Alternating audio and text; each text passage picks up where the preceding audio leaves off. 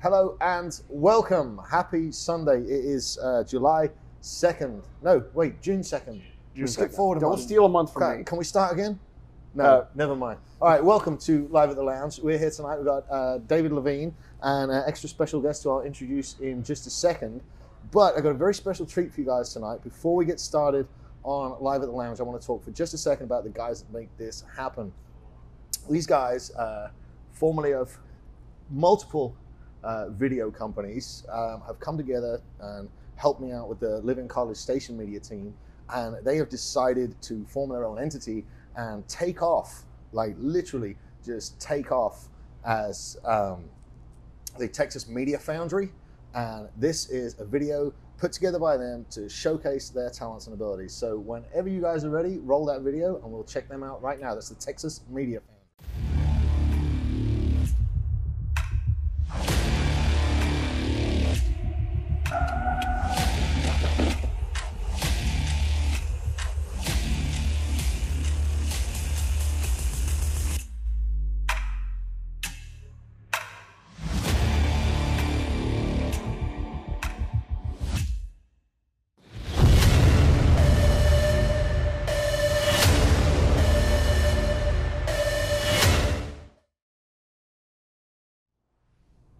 So what do we think about that?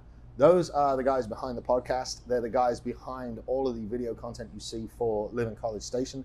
And they are now branching out into the College Station and surrounding area market and producing top quality digital media for anybody that wants it. So jump on, look in the comments section here, go like their page at the Texas Media Foundry.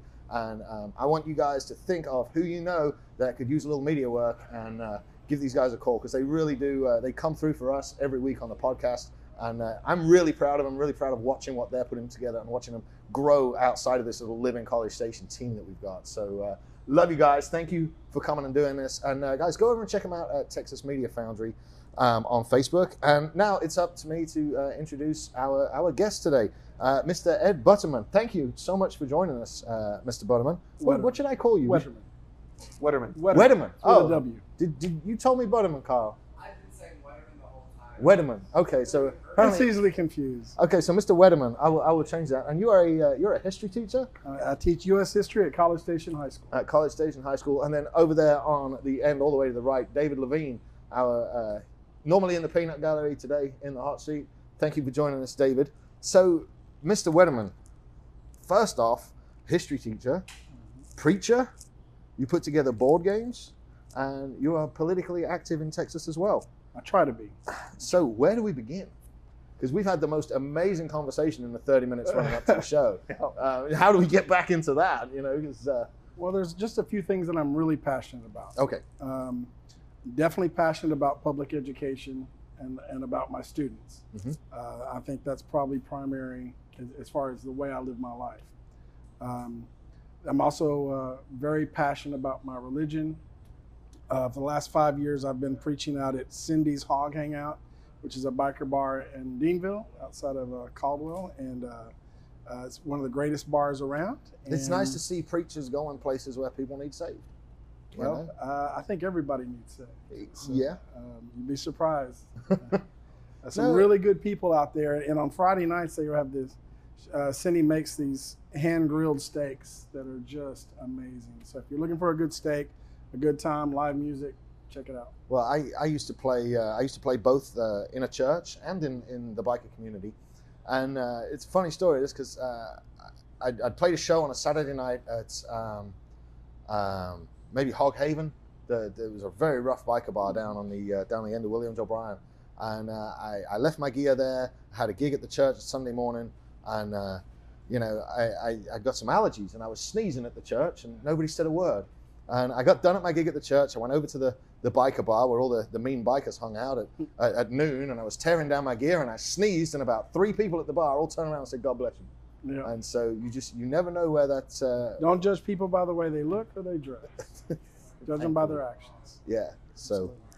But yeah, that's how I got into that, and now I work with Impact Burleson County. Okay. Impact Burleson County works with folks that are addicted or maybe going through really rough times, and they need a hand up, not a handout. We'll help them monetarily. We have a little small food pantry that we've started, clothing. And for those that don't know, Burleson County's one over. That's Caldwell, right? That's Caldwell. That's Caldwell. That's Caldwell. All right, that's a fairly rural county compared to College Station. Very rural. What kind of issues do you have out there that you're trying to work on? Well, unfortunately, Burleson County has a huge meth problem. Okay. There's some very, very poor sections, and there's folks out there that literally just are lost. It's shocking. Once you get away from the main cities, as you move further out into the country, I've got some friends live in Northeast Texas, and it's the very same thing up there. Everywhere that's a little bit country seems to be having serious problems with both meth and opiates. Opiate use is bad, but it's not near. It doesn't touch meth out in Burleson County. I would have thought opiates were easier to make. I wouldn't know. I'm just going off. But I know that a lot of meth is coming up from Mexico now, and it's actually cheaper from Mexico than to make it yourself. So forgive my ignorance, because I didn't know meth was manufactured and imported. And actually, I'm still of the impression that meth's made in a bathtub in a trailer house somewhere in the back of the woods. It could be, but like I say, right now it's so cheap that. And the problem with meth is, and I tell people this all the time: you take it once, you're addicted. There's no let me try this. Let's be recreational about it. You take it once, you're going to be addicted to meth. It's got some of the similar crazy. It's got some of the similar physiological addiction effects of heroin and things like that, where you have a actual physical addiction. It's not a mental thing. It's, your body can't function without it. Absolutely. And it tears your body up. Yep. You fall apart. Your teeth rot out. And it might be a question for Alex, the chemist, who isn't Mike today, but it's so strange to me how one interaction with one single substance can actually just rewire your body physiologically, like just overnight. Absolutely. But there's some genetic dispositions to addiction too that they've started to find, where some people have the ability to start and stop things, and it becomes a choice, and some people just can't. They have that super addictive personality, and for a long time we attributed it to self-control. Right. You can't stop doing this because you don't choose to, and we've showed genetic links that they cannot do it. It's not physically possible. I don't understand that, because I have the psychological determination to stop drinking alcohol, and yet I still have a problem with doing stupid stuff. Yes, you do. Risk taking, for example. And it's just like, do you have an addictive personality? Well, where we get our endorphin fix is, some people get it from exercise endorphins, some people get it from drugs, some people get it from relationships, some people get it from monetary wins, from gambling. It's you got to pick your vice, and the difference between what people look at as a good vice and a bad vice is whether it's legal, not whether it's good for you. That's true. That is absolutely true. It's with methamphetamine. It's you talk about the production costs being lower. Well, the U.S. government, in the most failed war ever, the war on drugs. Absolutely. I'd like to congratulate drugs for winning the war on drugs. Well done. They absolutely won. But they did such a great job of controlling the components, but they didn't control the ability to import it. So you talk about it being cheaper to import, and God forbid you got the sniffles, and you got to fill out 14 forms at the pharmacy to get pseudoephedrine, but it doesn't mean they can't buy it out of China and ship it in the container load to Mexico. Yeah. Because it's not regulated the same way. Well, it's the way that the political environment works, though. It's to where the taxpayer is funding all of this medical research, and then the government's allowing the companies to patent the results of the funding and sell it back to the taxpayer. Well, you look at cannabinoids. Exactly. They've given certification to a synthetic cannabis substitute, synthetic THC, for treatment of certain diseases, but not natural grown, because you can't tax and control natural grown. You look at they gave breakthrough status. We talked about this a couple weeks ago. they gave breakthrough status to MDMA and psilocybin for PTSD and some of the other. And it's making and for those who huge don't know, impact. psilocybin is what? Magic mushrooms. Magic mushrooms. It's making huge impacts for people with PTSD and some other traumatic brain injuries. But when I say traumatic brain injuries, trauma from sexual abuse, physical abuse, things like that. I mean, they're getting 10 years worth of talk therapy out of 2 sessions. But, you know, what got you passionate about education? All right, I'm gonna just tell the truth for the first time in ever. Breaking so if news. My kids are watching this. I don't want to hear it. I hated school. I feel like we should high five right now. I hated high school. I hated college. I did not enjoy my May I time. ask why? Well, I worked my way through college. So Okay. I was working, 50, 60-hour weeks while I was going to school at Sam Houston. So I never got the college experience of really enjoying being in college. Right. And high school was easy. I never had to study. I was one of those kids that made a B and just got through. I never really applied myself. I wasn't in any AP classes. I had some good teachers. I absolutely did, but it wasn't, I wanted to move on and do something else. You just didn't like it? I did not like it. Okay.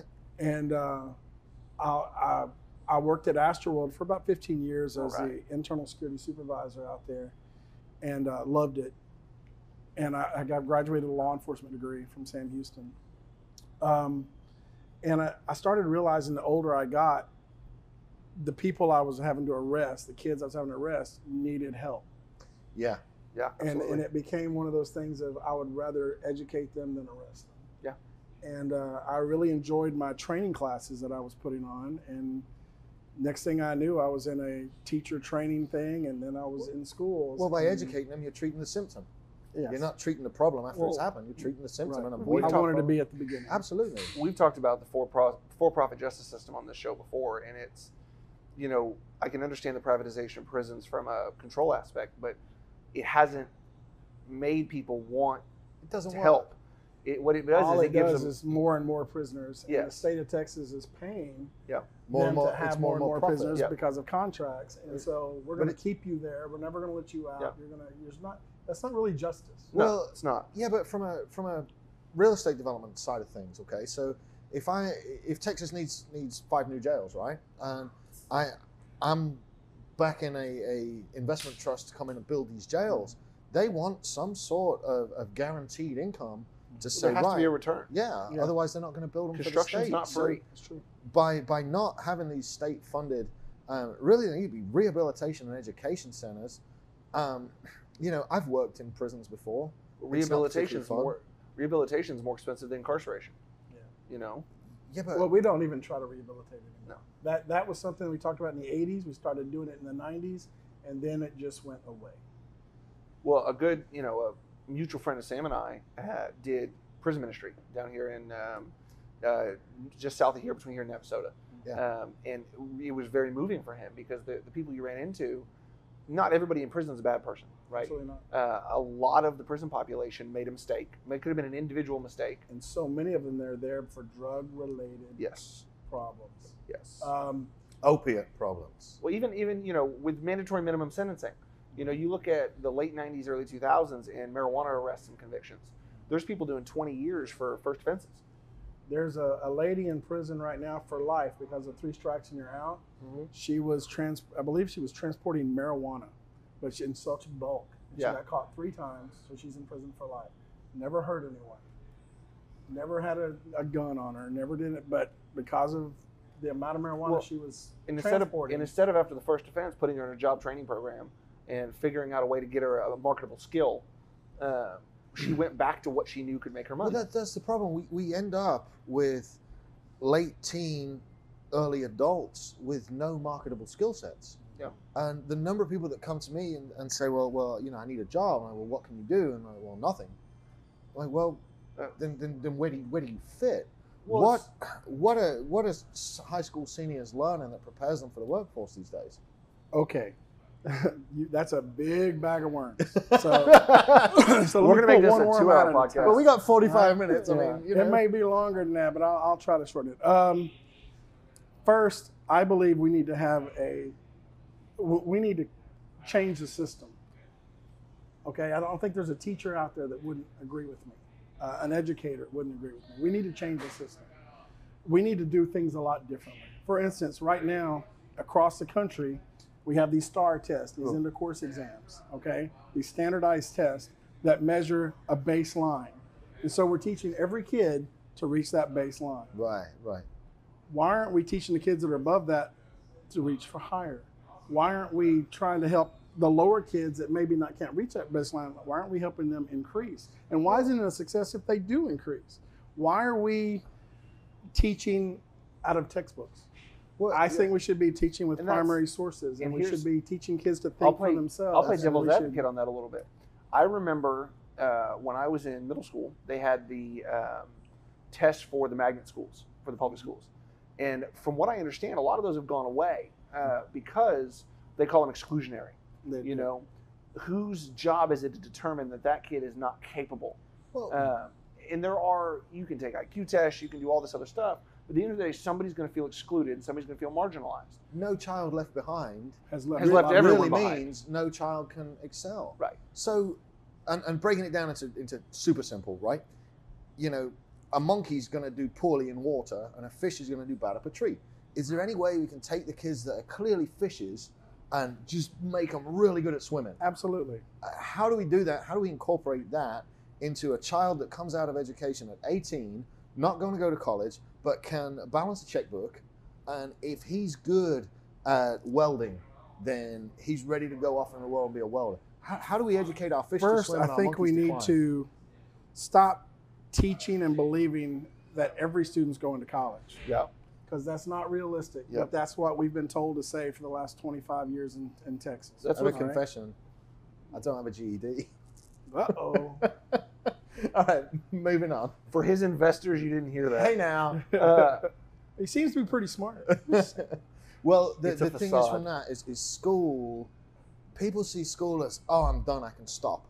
Whereas I didn't really start learning. I didn't start learning until I was in my mid-20s. Right. And when I did, and when I realized there was a world of learning out there, I just became this insatiable appetite to devour information. And that's all I've done. We should have a two-tiered system. Okay. We should be partnering with businesses. Businesses should be getting all kinds of tax breaks for taking our kids and teaching them how to work in business. Yeah. Whether they should be learning. They should be able to graduate from high school and know how to be a plumber, an electrician, a salesman, whatever it is they're interested in. They should have that opportunity. And we could do that. We used to have apprenticeship programs, but now the government's gotten so involved that they're going to say, well, you can only do this if you pay them this amount of money. Well, we have two interns, and they're both in college. But I'd intern a high school kid. I'd take one, and I'd pay them. Now, we don't pay our interns a lot, but it's more than minimum wage, and they're there to learn. And so they're not going to get a full wage because they're there to learn. But I would gladly take a high school intern. It's just like, why are we not doing that? Why is there? Because no high school intern called me and said, Mr. Smith, can I come in? One of the things that I'm seeing, to go back to what you were saying, is it because the government has kicked back contracts with the big companies that provide the testing? And so going through middle school and high school, I was told that if you don't go to college, you're a failure. If you don't graduate from college with a degree, it doesn't matter what the degree is in, it could be in basket weaving. It just means you're trainable. Well, my kids are in school right now, 6 and 8 years old, or 5 and 8, and it's their entire school's MO is to prepare them to go to college. It is a college preparatory school. That's the way we have been taught as educators for the last 30 years. Every kid should be prepared for college instead of let's prepare these kids for life. If they want to go to college, let's prepare them for that. If they want something else, let's prepare them for that. I didn't start learning about life. Like I said, I was in my mid-20s. Financial literacy. Made mistakes and stuff. Absolutely. We need those classes. I'm in the automotive business. And, one of the big issues that I'm having right now, and almost all automotive-related industries are having, is a shortage of technicians. We don't have people to fix cars. Right. We have an aging population of master techs. We have an aging population of mid-level techs. And I've got guys wrenching on cars in their 60s that their bodies aren't physically able to do it anymore. Right. And Bryan High still has a shop program, and, They do. and it's it's fantastic. a great one. And we do everything we can to support it but even those kids have got it locked in their head that they've got to go to Wyotech or UTI or one of these places. And I'm like, guys, we're offering to pay you right now to go to learn versus going to spend $25,000 and not learn. Well, These kids come out of these technical schools and they think they're worth $35 an hour, and they think they've got this and they think they've got that, and they come in and they can barely change oil. Right. You know, it's the same thing that happens. I've said it before on this podcast, and I'll say it again. My least favorite group of individuals in the absolute world are recent college graduates. 6 months-ish after they graduate, they have a super inflated sense of self-worth. They've never been told no. They've never been told that they're not special.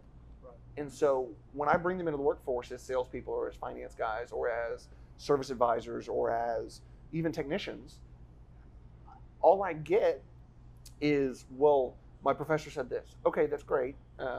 Here's how it actually works. If I want your opinion, I'll give it to you. If you get to this point, then you can make policy. Right. Until then, this is what has worked. I'm always willing to listen to other points of view, but at the end of the day, your freedom of speech to say what you feel stops at the door. You know, freedom of speech is your own, but your employer can dictate what you say. Absolutely. And they don't. Because you represent that employer. Yeah, you will I talk about that with my classes. I'm very proactive about making sure my kids are ready. Yeah. As best as I can get them ready for what real life is like, what politics is like, what government is like, what taxes are like, what scams are going on. Like I don't know if one of my old students works here for you, but I would have phone calls that would come in that I knew were scam numbers, and I would answer it in front of the class because I was like, okay, I want you guys to know there's scammers out there trying to scam you, trying to steal your money. And if the government will never call and ask for Apple iTunes cards. Okay? No. That never, if it's an iTunes card, then it is a scam. Hang up. They're not going to call and ask you for your social security number. They're not going to call and ask you for. Or you've been approved for a new credit card. We need your Or old credit card we're coming to arrest you if you don't pay this bond right now. And there's so much of that. Yeah. There's so much of that. I had one the other week. I love the ones that call me about my car's extended warranty. Oh yeah. I'm sitting in a car dealership going, really? That's how this works. And we'll put them on speakerphone there. And I get customers come in my store that have been scammed by this. Absolutely. That they've got this policy from something they saw on the TV because it was $1,000 cheaper than what we offered them. And I'm like, okay, well, they've denied your claim. You can call this number to complain, but it rings to India, so good luck. Good luck. Yeah. And that's just the way it is. I mean, for me, being 25 and about $20,000 in debt, the only way I found my way out of that was financial counseling. Yeah. I did the Dave Ramsey, and I've done it twice since because it's good to have in your pocket. Dave Ramsey is amazing. Highly recommend. He's not though, is he? Well, hold on. He's just I think he He's is. just what Dave your granny Ramsey, would tell you. It's common sense, but it's not what It's we are taught by It's not society. what we're taught at all by society. Well, but no, here's the thing. But it's what Dave your Ramsey granny would tell you. Dave Ramsey is good in moderation. There are people that take his words as gospel, and then they can do nothing else. Right. And so that's one of the things I deal with is, well, Dave Ramsey says. Like, Dave Ramsey's not driving a Camry, right? It's about building your financial system to have redundancy. It's about building your financial system to have peace of mind. And they at say the end of the day, it's about spending less than you make. Right. Why hole is in the that? bottom of your checking account needs to be smaller than the hole in the top. There you go. And if you look at TV, especially at Christmas time, right? They show the commercial. They show it every year. Everybody's got their credit card out, and everybody's moving. Everybody's happy. Yeah, Zero interest on all purchases for 6 months. And then the person that says, "Oh, let me pay cash," and the line stops. Yeah. I'm sorry, that's ridiculous. Well, I was at a sandwich cards... shop getting lunch the other day, and the credit card machine went down. There was 5 people in front of me, and I was the only guy in line that had any cash on him at all.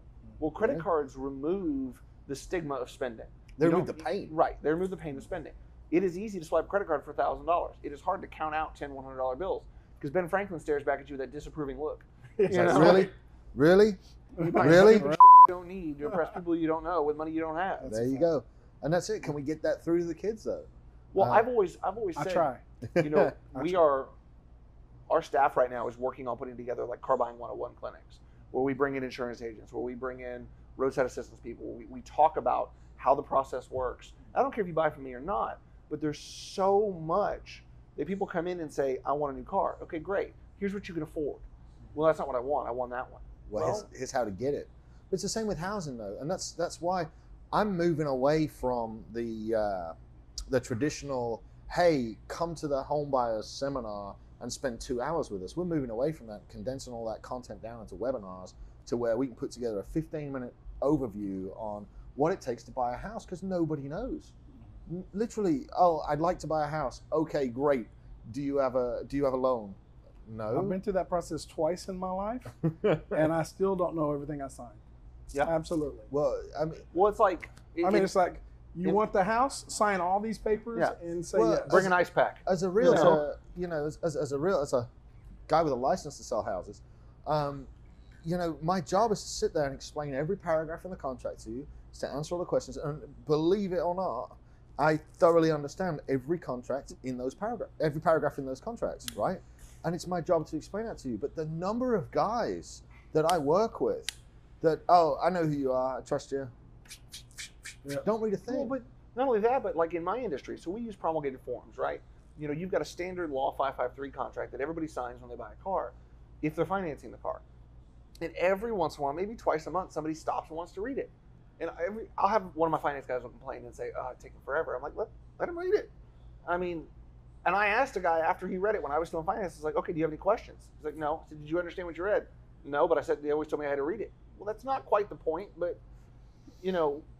I was never a good math guy. Again, I didn't like school.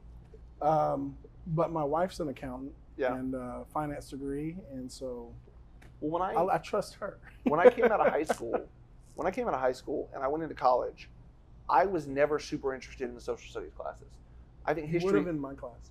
Probably. Am I right? I used to take any of my history classes or anything like that in very condensed, like 1 week mini semesters, because it was the easiest way for me to digest it. I loved math and science. My degree was supposed to be mechanical engineering. I never finished. In fact, I wear an A&M shirt, but I've never attended a single class there. You live in College Station 10 years. You collect a bunch of. You collect A&M shirts. They just show up. They just show up in your closet. They just show up in the laundry. But I was a Bearcat. I walked out of a class early in my college career when I was a bit more opinionated, because for the first 2 weeks of the class, it was a history class, and the teacher spent, I'm not going to call her professor because she wasn't, she spent 2 weeks grandstanding her own personal political views on 18-year-old minds that don't know any better. And I had a professor dangerous. like that in college as well, That's and I dangerous. got up, walked out of his class, and dropped it immediately because I'm like, and he asked me why I dropped his class, and I said because I want to go home and kick my dog every day. You make me angry. That's a great description. And I love dogs. I don't kick dogs.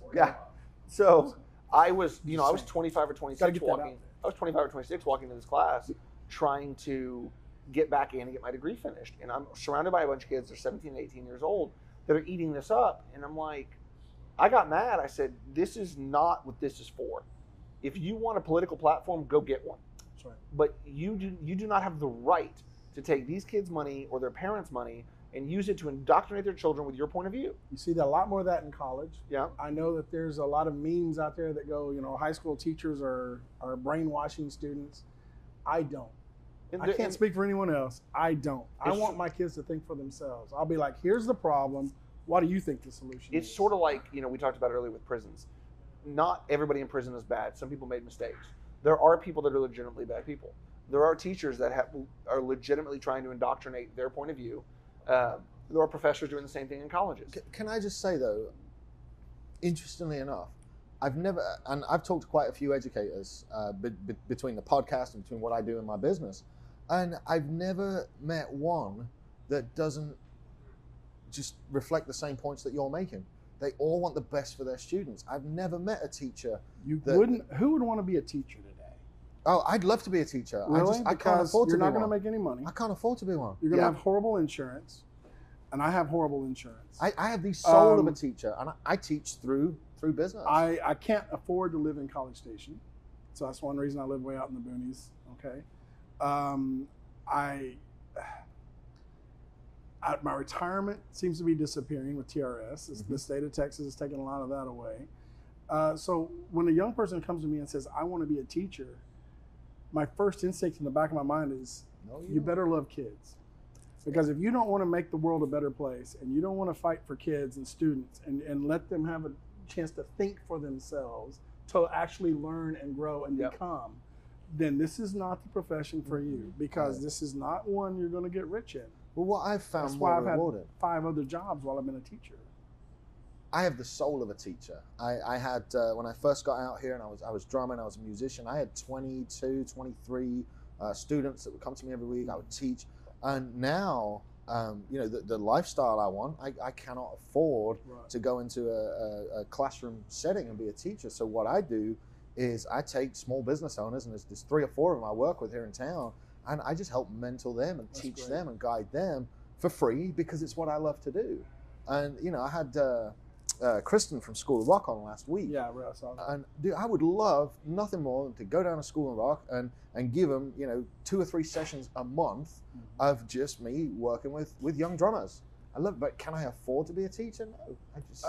While you said that about the School of Rock, I've got a friend, Thomas Driver, and his wife, who run a program in Dallas, and it's called Chicks Who Rock and Dudes Who Rock, and they teach teenagers how to be in a rock band and how to play the instruments and how to play together and how to practice. They need to learn how to play and practice. They don't need to learn how to be in a rock band. And it's teenagers figure that out. They figure it out quick. At the end of the 2 weeks or whatever they do, they actually have concerts. Yeah, and it's a fantastic thing. Yeah, so. I mean, I was part of youth music Chicks Who Rock programs. in Dallas. I was part of youth music programs all the time, and it was always volunteers that taught them, always. You know, and the youth club never had any money, and it was always falling down and stuff. And I look around now, and I'm going, you know what? I can see 40. I'm not quite 40 yet, but I can see it coming over the hill there, and I want to take my. You look a lot younger than that, my friend. Well, thank you. I appreciate that. Thank you. But I look every bit my age. This is what teaching does to you. I used to have a lot of hair. I have the gray right there. It's coming. It's coming.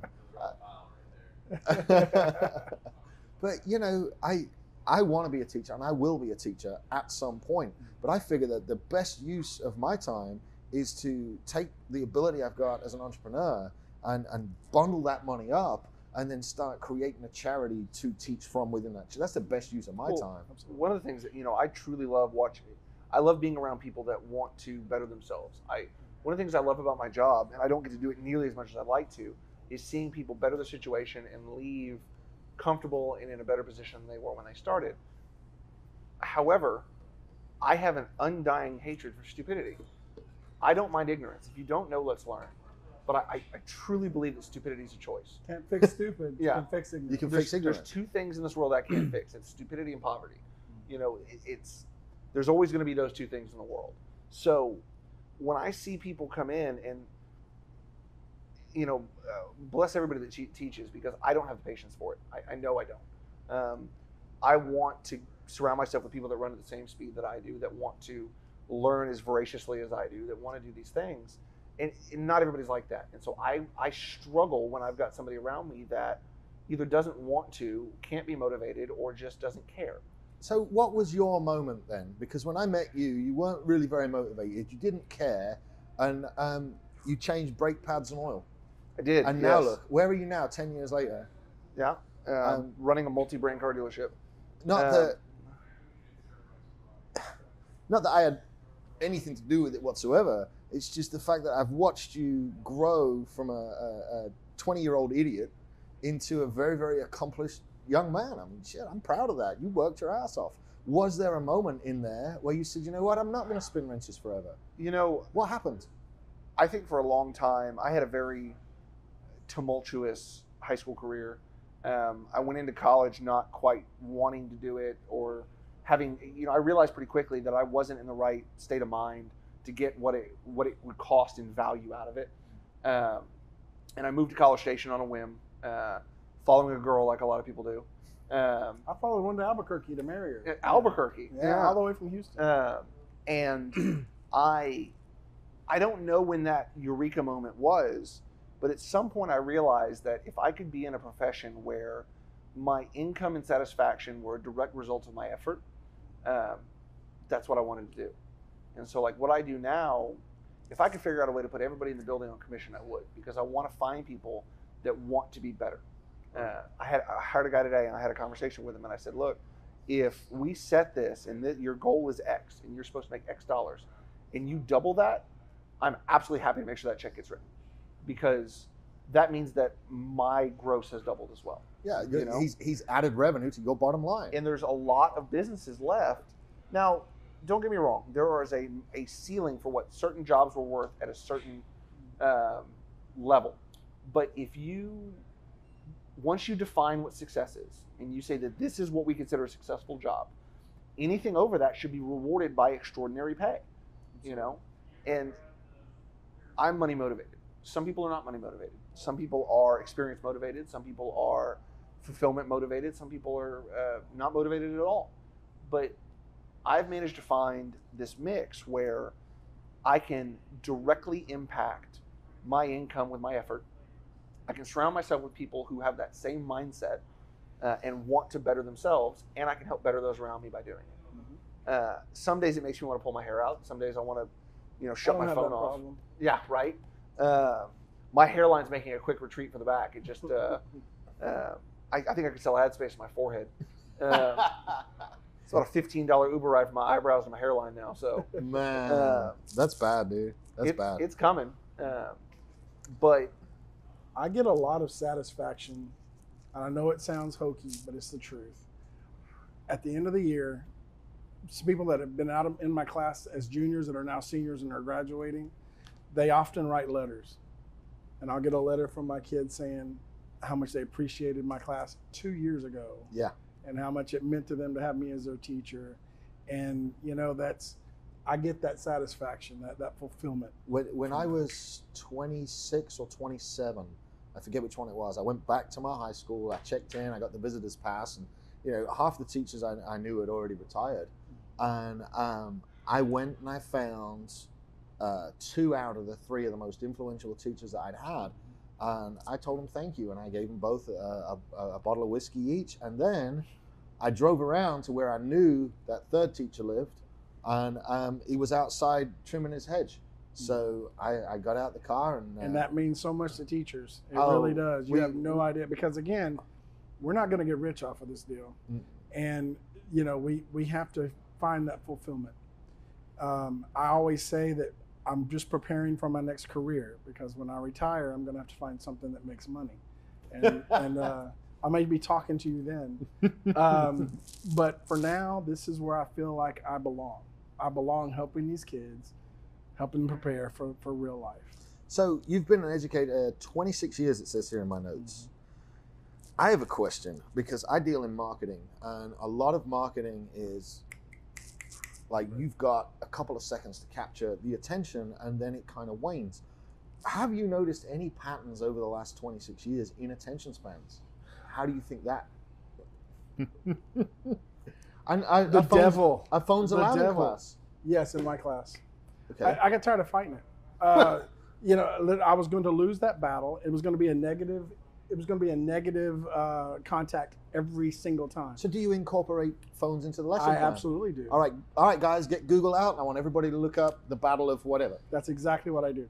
Right. And my kids are really good at Google Food. They can pretty much find anything. And I think that's one of the things that needs to change in education again.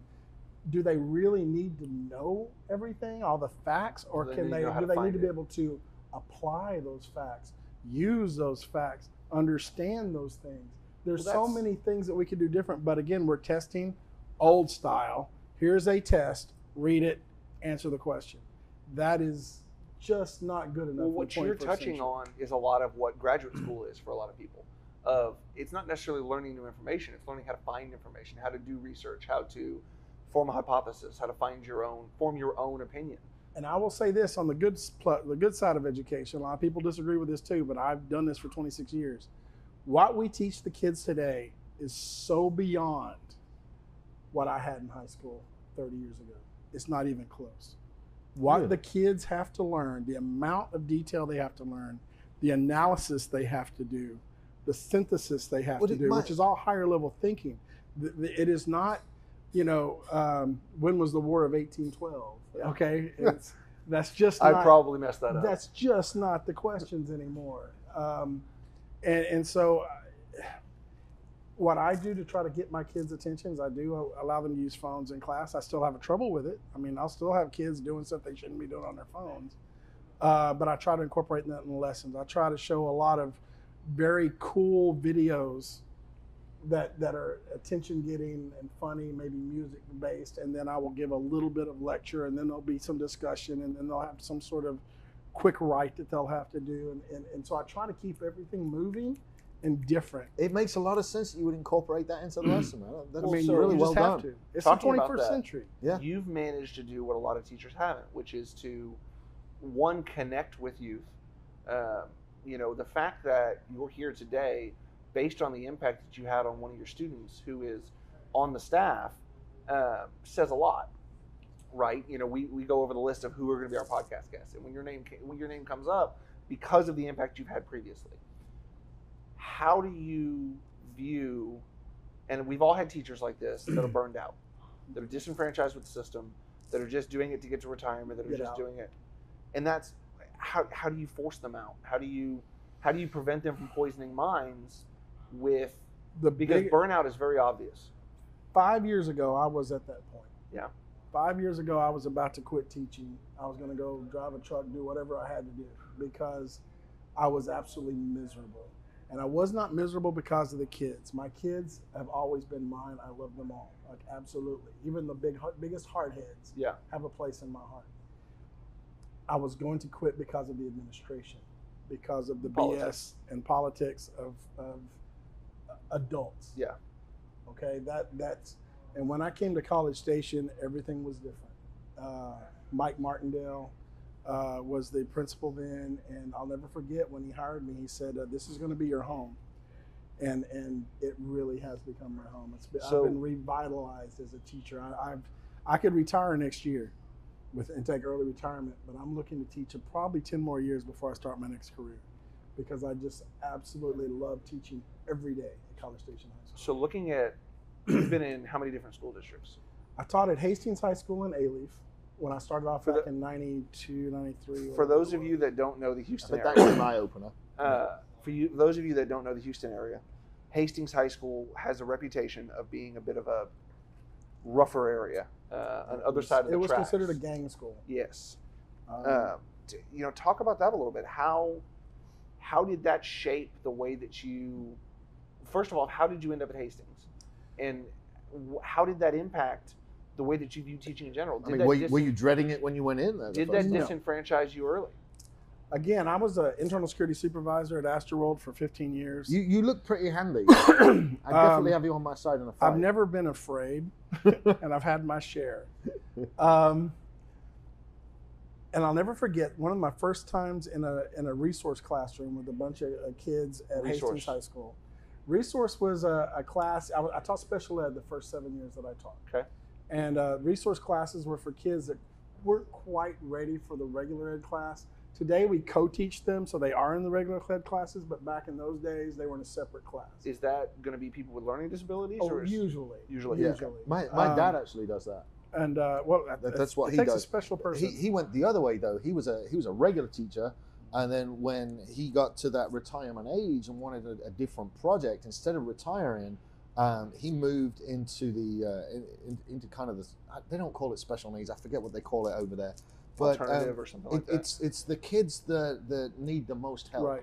And it's the kids from the troubled backgrounds. It's the kids from the housing estates that are riddled with crime. The ones that are 11 and 12 years old. The problem at Hastings at that time, with education at that time, I'm talking 93, 94, a lot of kids that were labeled in special ed shouldn't have been.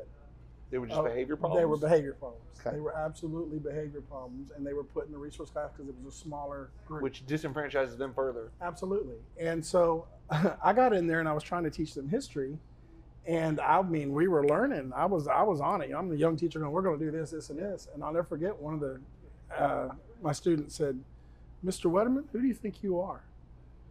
And I looked at him, I said, "Excuse me?" And he said, we're not going to do this. said, in fact, you keep trying to make us do this, we're going to jump you. We're going to jump you when you go to your car. And he was serious.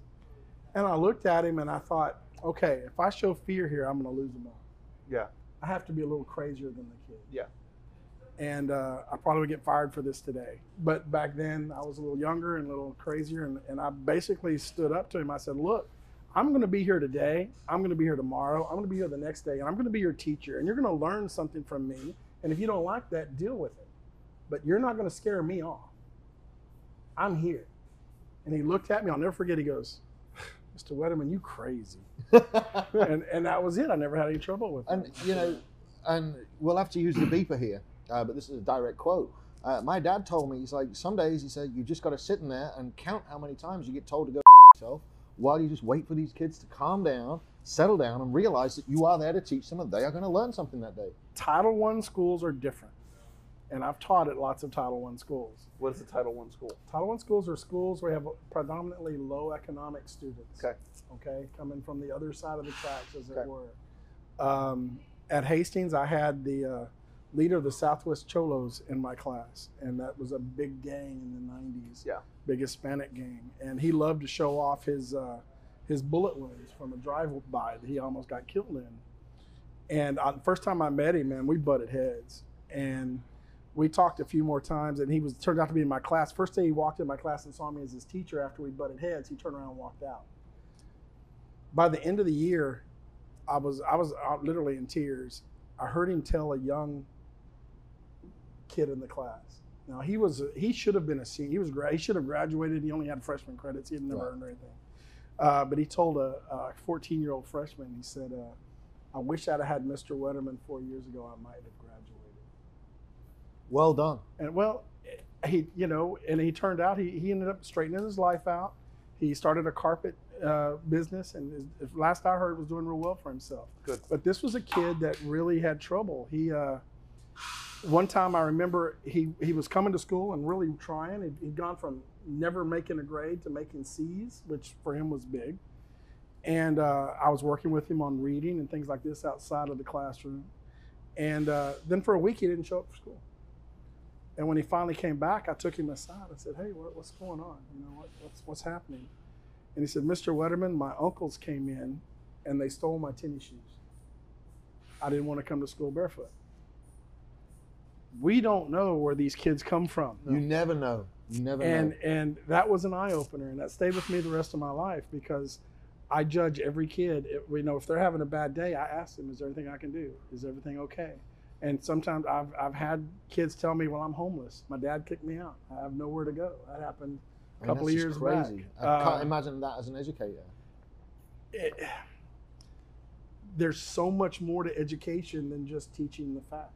Well, it's similar as an employer, though. You as your staff grows and as you've got multiple people working for you from multiple backgrounds, like when we had the car dealership, you never know what each person is fighting before they get to work. You and don't after know the they go demons home they from have. work. Absolutely. You don't know what's going on in their lives, and it's your job as a company owner and a boss and a mentor to try and get the best out of these guys without touching those trigger points, because you don't know. Well, I had a previous general manager that kind of instilled in me, because I used to get, so I had an issue, and I still struggle with it, of being punctual.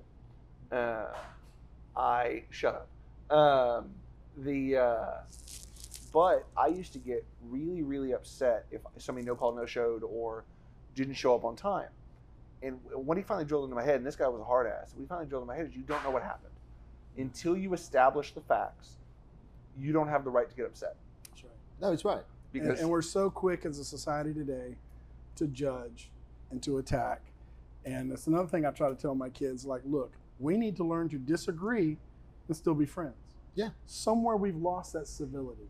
Well, yeah, Somewhere we have with totally somebody. lost the civility. And that's got to stop. I have a great friend, and he's in his late 50s, and we disagree on stuff all the time.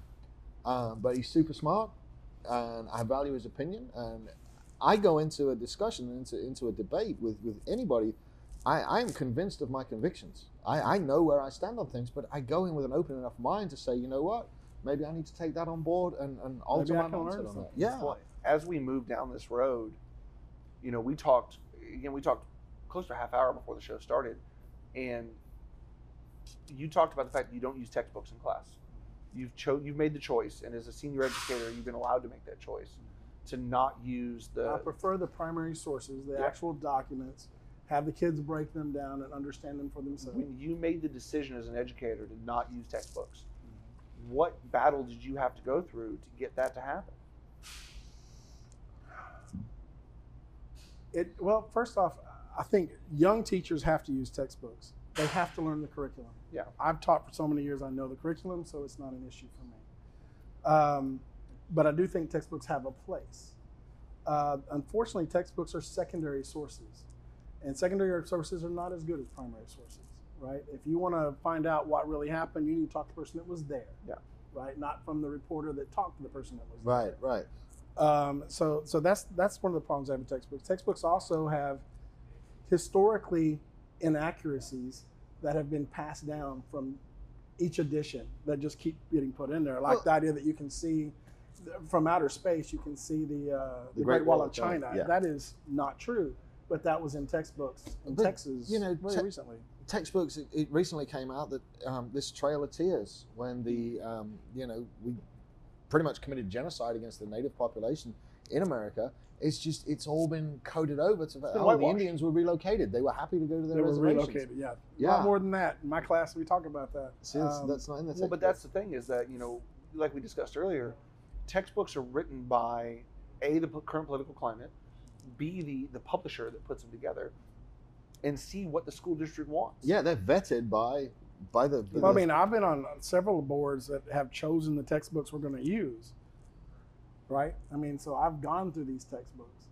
I just prefer to teach my class the way I taught, where the kids are doing something different 5 or 6 times. I wouldn't want to lose them. Yeah. The attention spans are pretty short.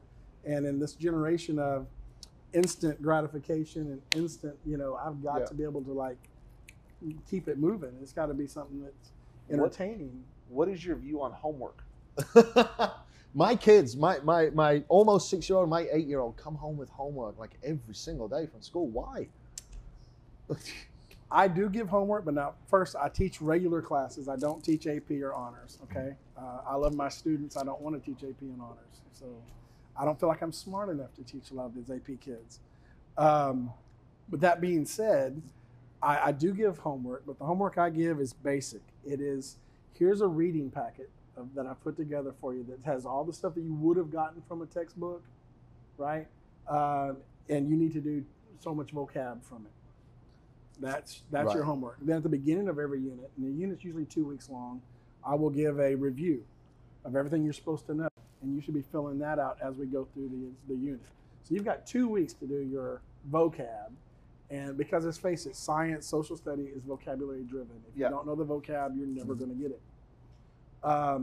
So that's the only homework that I give, other than if there's a project or something that you didn't finish in class, it is expected to be done. Sure. But homework by itself there's study after study after study that shows that homework doesn't necessarily help the kids. Yeah. Well, it does keep them quiet a bit though. It keeps them quiet for a bit. You're either reinforcing. Go do your homework. You're either reinforcing the wrong data that they have, or it's seen as punitive. The homework has to be rewarding.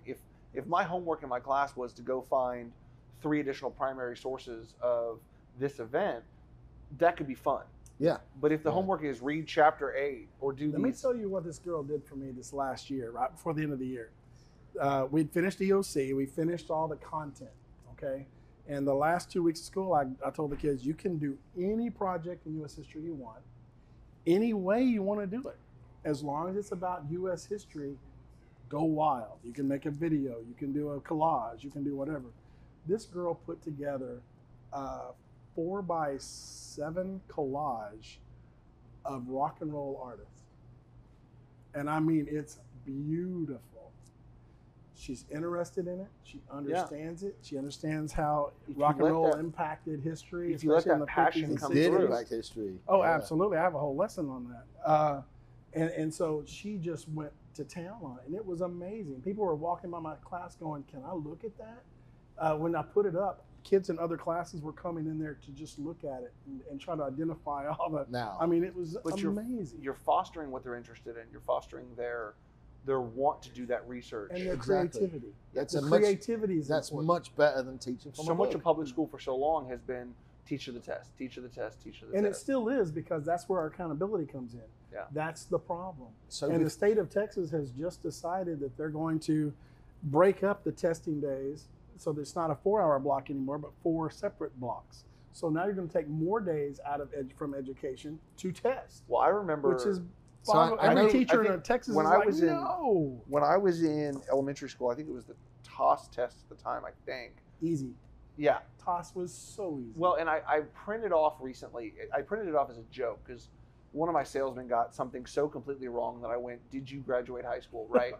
And so we found online the 2008 tax test, yeah, it's still out there. and we printed it out. And I read through this and went, "Holy shit, we didn't go over any of this." I can't do that. The can't tax pass test it. is much harder. I The can't pass ELCs it. are much harder. Uh-uh. The 8th grade social studies test today is crazy hard. My It kid's is about to be on his crazy. own with It's my obscenely phone. college hard. level hard. Yes. And people go, well, they're just watering down. They're not teaching. No, Go take that test. no, I I couldn't couldn't Go pass pass it. take I couldn't. that test. I have a question. We've got about 4 minutes left, maybe 6 if they'll let us run over a minute. However, when we talked prior to the show, I did want to touch on this before we got out of here. Are we witnessing history right now? And I know you've got the tinfoil hat, and David's got the tinfoil hat, and you'll make fun of He's me a bringing little it bit. up. Here we go. Are we witnessing history right now with Fox News has run it, CNN's run it, MSNBC's run it, ABC's run it. All the top news networks now are starting to run disclosure videos on advanced technology. What do you think it is in history that we're starting to witness over these next few months? Are they preparing us for certain knowledge? I think so.